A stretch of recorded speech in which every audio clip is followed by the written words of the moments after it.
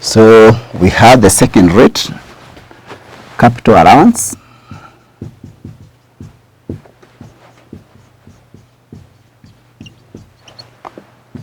At the rate of 25% per annum, straight line basis.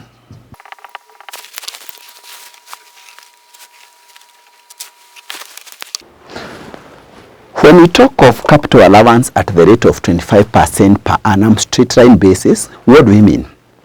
It means this. Although we are going to look at those items that we give at that rate, but assume you are told that an item that qualifies for capital allowance at 25% per annum straight line basis had costed 100 million. That is the cost. That is the cost. And then somebody asks you, get the capital allowance for the first year. Being told that the first year is 2022. And then you are told it was purchased on 1st of July 2022. That is when it was purchased. This is what we mean. It means that you say, we have said the rate is 25%, so 25% per annum. Remember what we said per annum. Per annum means per year. And then that means that per 12 months. Meaning, if an item is used for less than 12 months, then you have to apportion based on time. Of which case you are supposed to multiply by how long was it used in this first year, 2022. From July to December, those are 6 months. You multiply by 6/12. Because this per annum. Then you multiply by the cost, the 100 million. And that will give us how much? Till mean we take 25%, we multiply by 6/12, and then we multiply by 100 million. That means it is 12.5 million. 12.5 million. How about in case somebody tell you that now we are in the second year, and that will mean 2023. So get capital allowance for the second year, which in this case is 2023. And then you are told that it was used in the whole of 2023. How will you get the capital allowance? We have said 25% is per annum. But this time in the second year, it was used the whole of the year. That will mean that you multiply by the amount which is 100 million. Because it is straight line. And now we are not going to apportion times the months over 12. Because now it was used the whole of the year. And that will translate to 25 million. That is the one that you're supposed to claim or use it to deduct against the taxable income of that year. How about somebody tell you now we are in the third year, and again it was used the whole of the year. So capital allowance for that year would be, remember, 25% is straight line on costs 100 million. That give you 25 million, and this one is per annum, and it was used the whole of the year. But how about if somebody tell you now, get the capital allowance for the fourth year. For the fourth year, you are told that it was sold by 30th of June. Now the fourth year, that year was 2024, so we are in 2025. But it was sold on 30th June 2025. So how would the capital allowance look like? We are supposed to say 25% is per annum, but now in that year it was used only for 6 months. So you are going to multiply by 6/12, this being per annum, and then you multiply by the cost. Remember the original amount, the 100 million, and that will translate to 12.5 million. That is what we mean by capital allowance at the rate of 25% per annum straight line basis. Now, having seen how it is applied, the next thing that we should ask ourselves, which item do we normally claim capital allowance at that rate that we have indicated at the rate of 25%? Here, we classify the items into 3. So there are 3 subheadings. So these are the headings.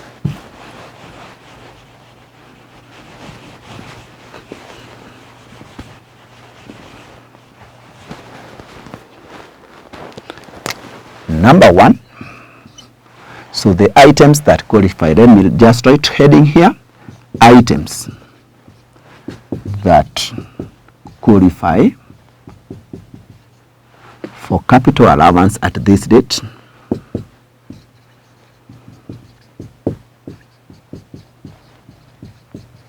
at this rate are, so we have number one, we have all vehicles. All vehicles. Vehicle is any item that has a motor that help it to move. If you look at that way, that will mean like a motorbike. It will mean cars, vehicles, anything that has a motor that help it to move. Now under vehicles we have a list, long list, as long as you can imagine any vehicle, anything that has a motor that help it to move. That's why it's called motor vehicle, motor. It has motor that help it to move, then it will fall here. So I want to give you this list. Example of the vehicles are, we have caterpillars, bulldozers, we have graders, we have tractors, prime, transits, good, movers, we have the buses, we have lorries, we have motorbikes, we have mowers, we have saloon cars. Let me write pickup before saloon car will be the last one. So we have pickups, we have saloon cars, we have the sport utility vehicles, we have tuk-tuks, among others. So here we are talking about whole host of any motor vehicle that you normally can think about. It normally fall under the rate of 25% per annum straight line basis. Now before we move out of the vehicle, because now we have listed them, we should be going to number 2 after the vehicle. There's something I want you to note about this saloon car and sport utility vehicle. 2 things. Note. Number 1, for saloon car and sport utility vehicles and sport utility vehicles. Now sport utility vehicles are written in short SUVs. Sport utility vehicle, in short, they are written as SUVs. If the value is more than 3 million, the amount for the amount for capital allowance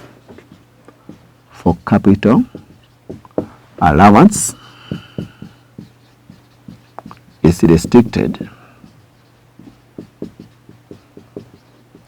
to 3 million only. Very important that for sport utility vehicle and saloon car, if it is bought for more than 3 million, like you are told a saloon car or a sport utility vehicle was bought for 4 million, 3.5 million, 5 million, 10 million, don't give that amount capital allowance. Give 3 million only. So you restrict, that's what the rules say, restrict, give it 3 million. Don't give above 3 million. You just give 3 million. So if it was purchased for 5 million, when you are claiming capital allowance, you say 25% of 3 million. If it was bought for 4 million, 4.5, 25% times 3 million. But if it was bought for less than 3 million, then give the whole amount, like 2.8, 2.9, 3 million itself, 1.5, saloon car and sport utility vehicles only. Less than 3 million, give that amount. Above 3 million, they stick to 3 million only. That is note number 1. Note number 2. We want to see examples of the sport utility vehicles. So examples of SUVs in short are Land Rover, Land Cruisers,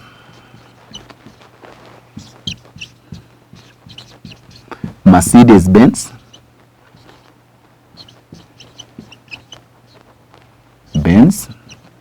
all these ones among those ones.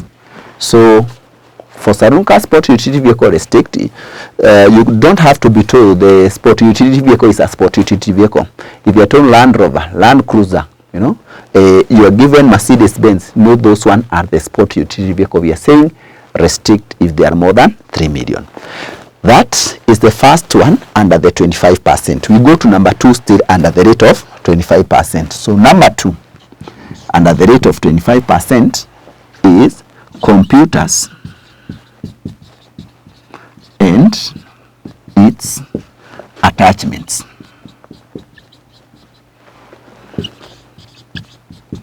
Computers and its attachments. So computer itself and anything that can be attached to a computer fall under the rate of 25%.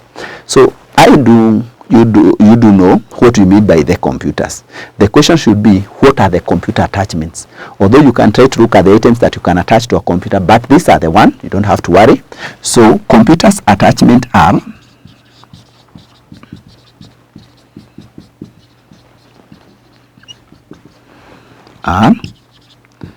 so we have printers, photocopiers, duplicators, scanners, ATR machine,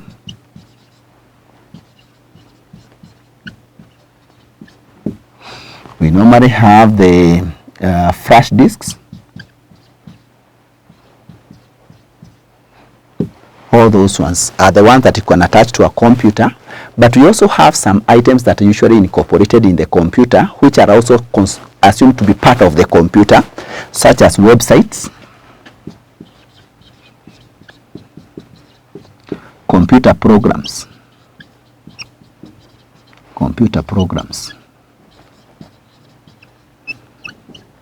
all those ones, they are also considered to be part of it. Software is the last one, although it's just part of the computer program. Software, all those ones.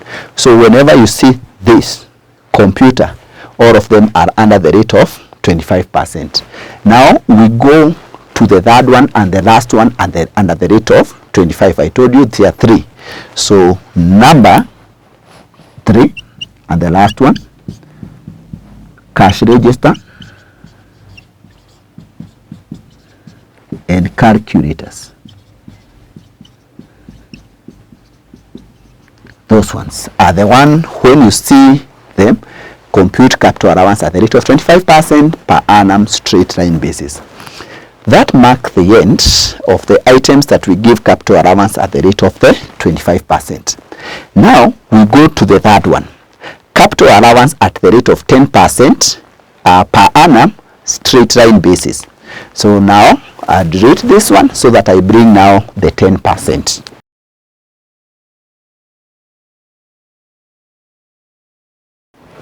So I'll change the rate here. Previously it was 25. Everything remained the same except the rate, which is now the 10%. So 10%. So capital allowance at the rate of 10% per annum straight line basis. What do we mean by that? This is what we mean.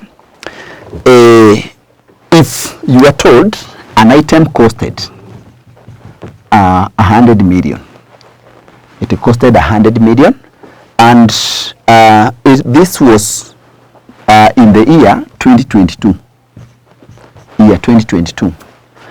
Now you are told this item qualify for capital allowance at the rate of 10%. Although we are going to see those items that qualify at the rate of 10%. So you are told it qualify, or you find out it qualify for 10%. So if somebody asks you, can you get the capital allowance for the first year? The first year, remember, is the year 2022. And then you are told it was bought on 1st of July 2022. It was bought on 1st of July 2022. So in this case, it will mean that we take 10% in the first year per annum. And take note, I told you whenever you see per annum, know that per annum means per 12 months. So times the cost, which is 100 million. Maybe before I come to the costs, remember, it was bought on 1st of July, meaning in the first year, it was used only for 6 months. And since we are talking about per year here, it will be times 6/12, because it's per annum, per year. So then we can multiply by the cost, which is supposed to be 100 million. So how much would be that? So 10% of this, that's 10, times 6/12, that is supposed to be 5 million. So 5 million is the one that is supposed to claim as capital allowance, or deduct it in the income statement when you're determining the taxable profit of the business. How about in case somebody asks you, get capital allowance for the third year, for the second year, Now second year would mean 2023. That will mean that we take the 10% per annum. Now second year it was used the whole of the year, so we want a portion based on time. So we multiply by now the original amount, the 10 million, and the 100 million. That will give you 10 million. So how about in case somebody asks you, how about the third year? So capital allowance for the third year. The third year now would mean 2024. That will mean we take 10% per annum. It was used the whole of the third year, so we want a portion based on time. So times 100 million, that will give you the 10 million. How about somebody asks you, how about the capital allowance for the fourth year? And you are told now the fourth year is 2025, obvious, and then it was sold by 31st of March 2025. What does that mean? It was not used the whole of the year. And because we say the capital allowance is per annum, per 12 months, this will mean this. The fourth year, it will be 10% per annum. Then how long was it used in that year? This must be 3 months, because we are talking about January, February, March by 31st. So those are 3. You multiply by 3/12 and then times the cost, which is 100 million. Let us see how much that will be. It will be the 10% times 3/12 times the 100 million. That will mean 2.5 million. So what we are supposed to come and deduct against the taxable income in the fourth year, in the 2025, will be the 2.5. It was sold during the year. So that is how we compute the capital allowance at the rate of 10% per annum straight line basis for every year. From there, the next question we should be asking yourself is, which items qualify for capital allowance at that rate of 10%? Which items? So here is the list. So the following are the items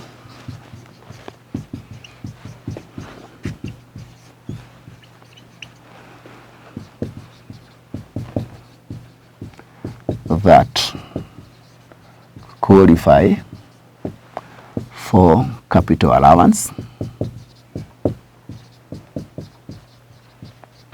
at the rate indicated.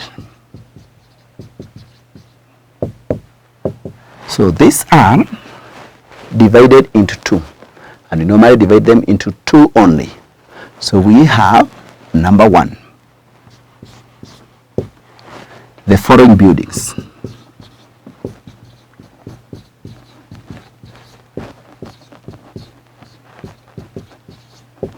So the key thing here is buildings. So the following buildings: A, buildings for storage of raw materials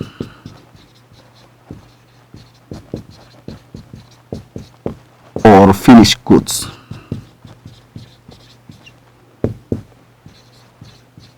For storage of raw materials or finished goods. So if you have any building that is used for storage of raw material or finished goods, know that it qualifies for capital allowance at the rate of 10% per year, as I have explained. But now somebody may ask, which are the examples? So examples of this building. So the key thing is storage, and then e.g. examples are warehouses, godowns, and stores. Godowns and stores. Those are the ones that we normally give the capital allowance at the rate we have talked about under the buildings. Then we have B. Still under the rate of 10% under the buildings. We have facilities for welfare of workers. Facilities for welfare of workers. So these are the facilities that are used for the welfare of workers or to help the workers. So what are those facilities that are for the welfare of workers? This is the example. Example of them are staff quarters, staff clinic,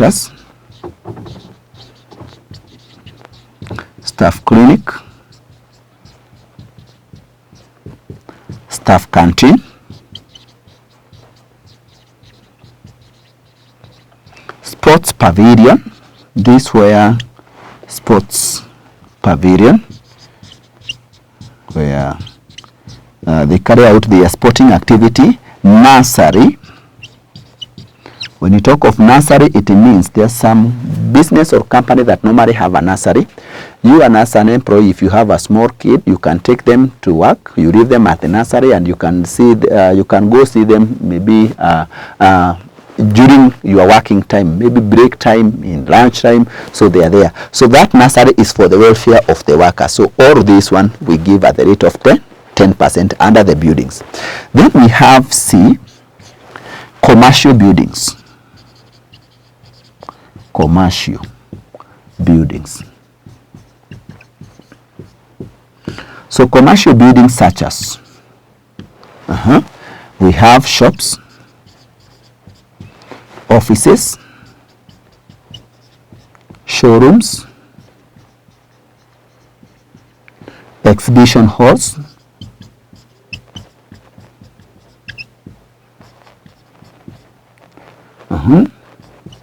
we can have exhibition halls, and then we can have gym, etc. A building that is used for gym, that's a commercial purpose. So the key thing is the commercial. And the other one, remember we said it's welfare of workers. Under C, we have welfare of workers, facilities for the welfare of workers. So commercial buildings is where business are carried out. So you find that a building is used for shops, where people open shops. Others are used for offices, showrooms, exhibition halls, gym. All those are commercial purposes. So we normally give them at the rate of 10%. So under the building. So we are still at the rate of 10%, and that is the end of under the buildings. So now we go to number 2, still at the rate of 10%. Number 2. The following items used to run the business other than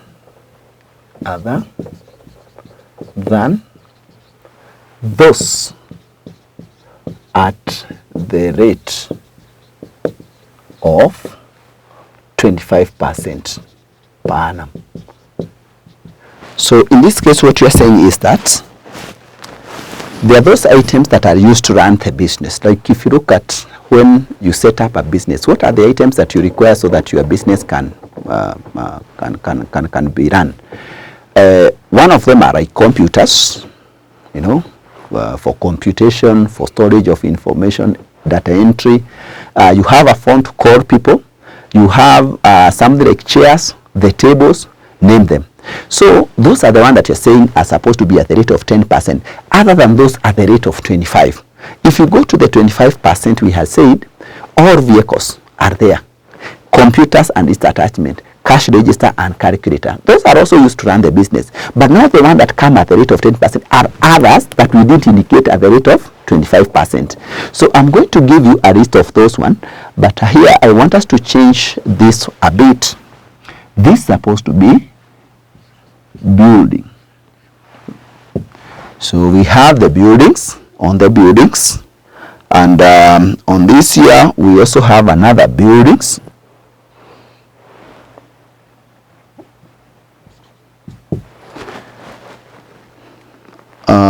Those ones are the ones that we needed to change a bit, and this one,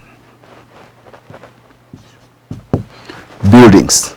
All right, so we want to see what are those ones that we normally claim at the rate of 10%, other than those at the rate of 25%. So it's a list. So whenever you have an item, look, is it, and it's used to run the business, is it at the rate of 25? If it is not at the rate of 25, automatically it comes to 10%. So example, e.g., we have bicycle, we have manual, cash register, trailer, furnitures and fittings,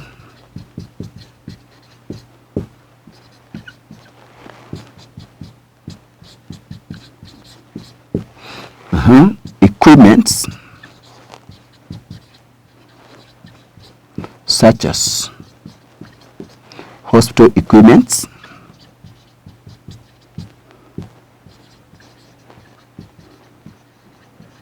so equipment is a general term, but we are giving example, e.g., hospital equipment, CCTV cameras.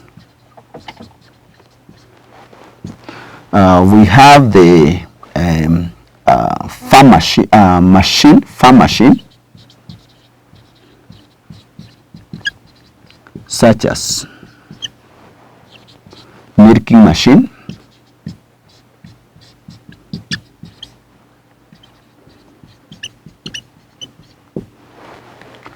we have others such as fixed grains,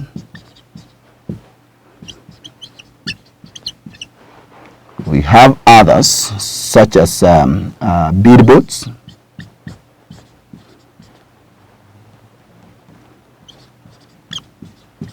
signposts, neon signs, etc., among others. As long as an item is used to run the business and it's not at the rate of 25%, then you should know it comes at the rate of 10%. Allow me to add one more. Fax machine.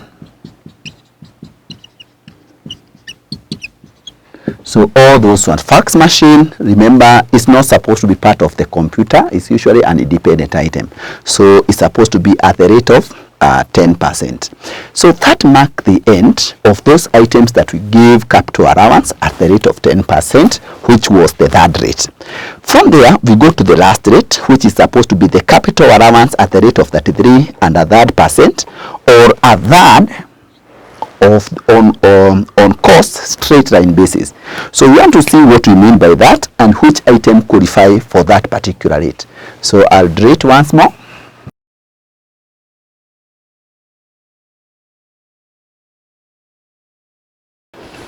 I'll change the rate here, which I want to write 33 and a third percent in bracket a third per annum,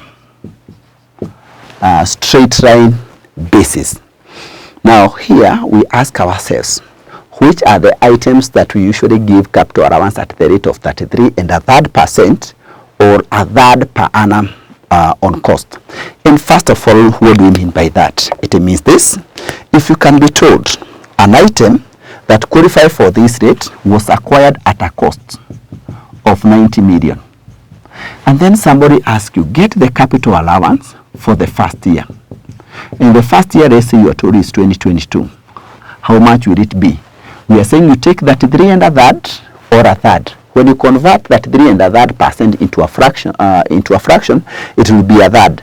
So it means that you just take a third of 90 million, and that will give you 30 million. That is the first year.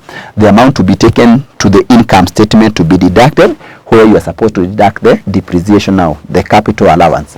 If somebody asks you, how about the capital allowance of the second year?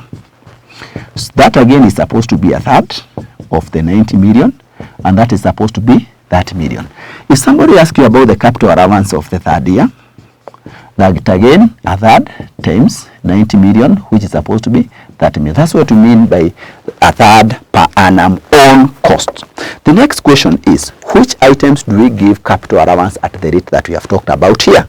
So the rate is to give you those items. So we have these items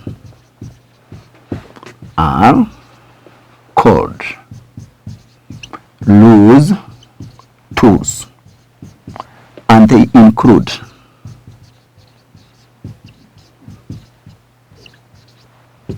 So this is the example of those we call loose tools. The one that we, loose tools means small items, so they include screwdrivers, spanners, bolts, utensils, etc. Let me add just one more, pliers, etc.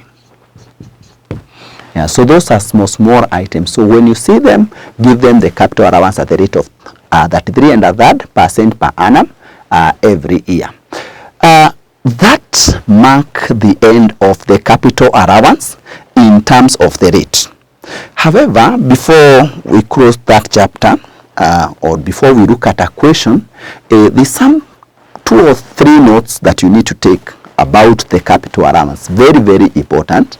So note number 1, that capital allowance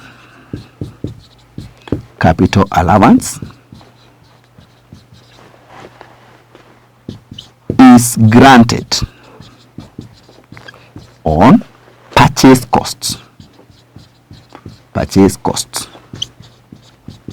plus all the costs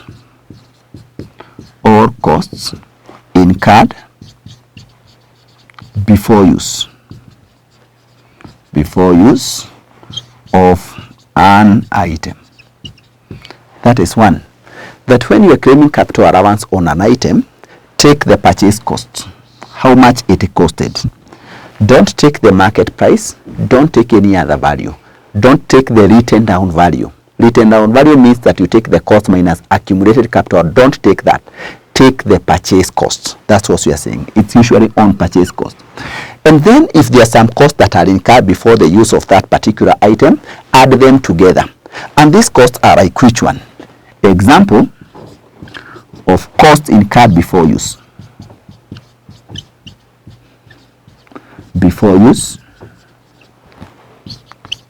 Are, we have costs such as transport,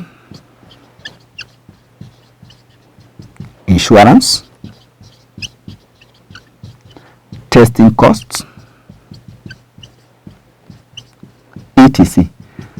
Allow me to add 2 more, just 2. Custom duties,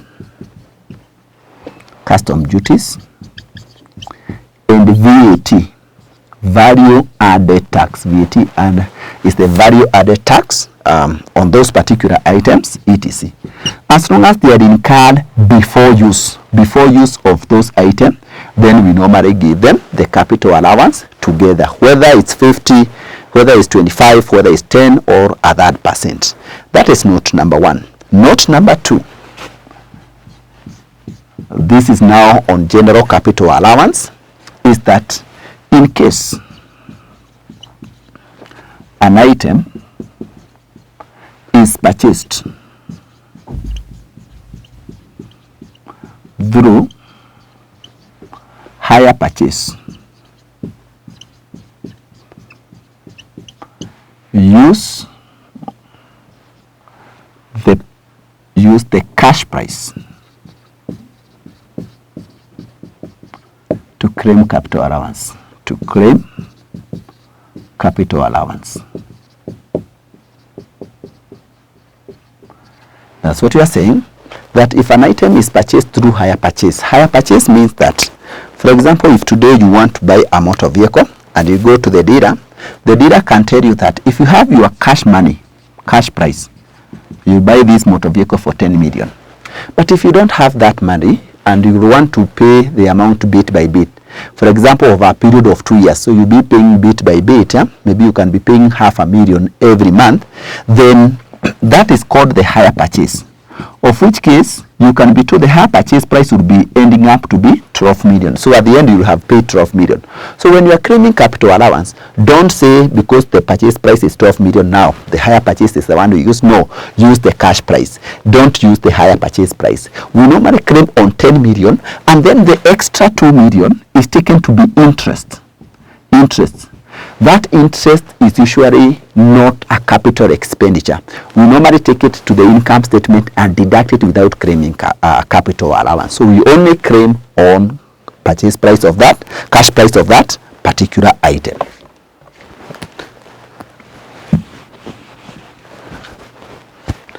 Note number 3. In case an item is donated, use the market price to claim capital allowance. So that will mean that sometimes you get an item in your business like a motor vehicle, but that motor vehicle you didn't purchase. Somebody just donated to you. It can be your parent, your friend, or any other party. Tell you, just use this motor vehicle. It's yours, but use it in your business. So remember, as you use it in your business, it is going to lose value. And now we had said that the capital allowance, you are supposed to grant it on the purchase cost. But now we don't have the purchase cost because now it is donated. In that case, without the purchase cost, you use the market price. How much will it fetch if it was supposed to be sold in the open market? That amount is the one that you use to claim the capital allowance. Note number 4. Note number 4 is that in case of a trade-in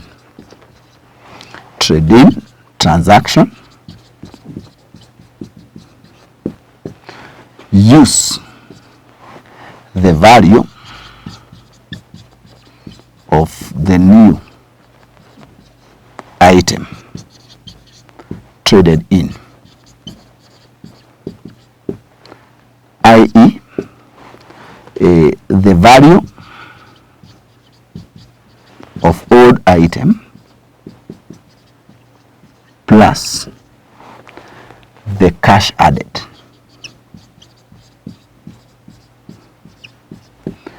Now, in case of a trade-in, the key thing is trade-in, we use the value of the new item. Value of the new item. What do we mean by the trade-in? This is what we mean. Sometimes you could be having an item, let's say a motor vehicle, and this motor vehicle is an old one, and you try to value it and it's coming to 2 million. Now, you want a new motor vehicle, and the new motor vehicle value is 5 million. You see, you want to dispose the old motor vehicle to go away, you get cash of 2 million, and then you bring a new one. There are two ways you can do it. One, you can dispose that old motor vehicle, correct the 2 million. Then once you correct 2 million, add an extra 3 million so that you can buy this new motor vehicle whose value is 5 million.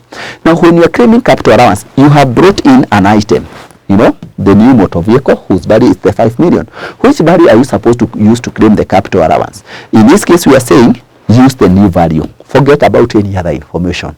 But in case there is no new value, but you are given the value of the old item, take it and add the cash. Because what we mean by that is that you can go to the trader who buy and sell motor vehicle, the one, for example, who is supposed to sell to you the 5 million worth of the motor vehicle, and you tell them, now, because I have an old motor vehicle, why don't you take the old motor vehicle, I add you the cash of 3 million, then I take the new motor vehicle. So you can still, if you don't have the value of the new motor vehicle, just take the value of the old motor vehicle plus the cash you added. That is the one that you use to claim capital allowance, and which would be the 5 million. So that mark the end of the capital allowance and whatever you need to know about the capital allowance. From here, we are going to look at a question to see what we are talking about practically. If you have several assets and how you want to claim capital allowance, how do you normally claim it? How do you normally do the computation? So that once you do the computation, when we come to the next topic about taxation of the business, when you are getting the taxable profit or loss of the business, the amount that is supposed to come and put it here. So I'd like us to look at that question in our next lesson.